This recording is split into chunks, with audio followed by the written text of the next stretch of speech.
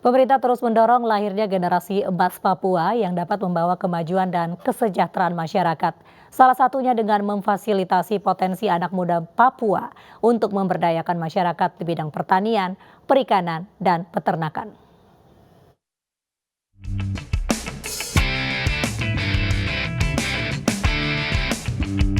Papua Youth Creative Hub atau PYCH terus menggencarkan pemberdayaan masyarakat Papua.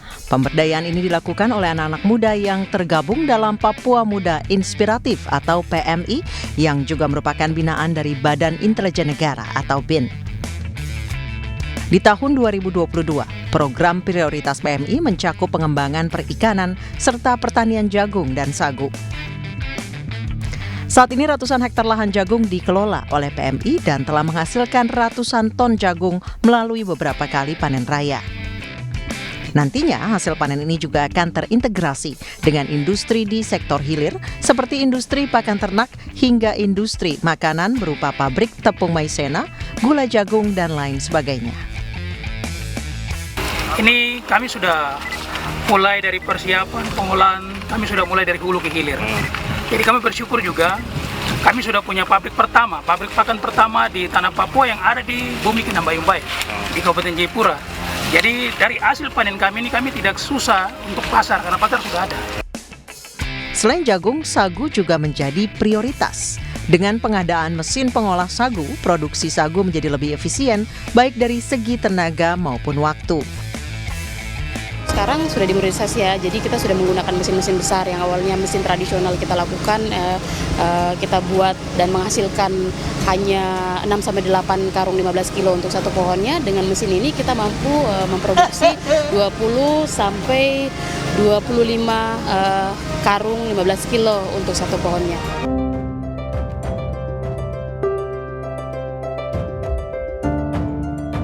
Tak hanya di bidang pertanian, Papua Muda Inspiratif juga bergerak dalam pemberdayaan masyarakat di sektor perikanan dan peternakan. Puluhan ribu ikan dibudidayakan oleh kelompok pembudidaya ikan di bawah naungan Papua Muda Inspiratif dengan sistem keramba jaring apung di Danau Sentani, Kampung Doyo Lama, Distrik Waibu, Kabupaten Jayapura.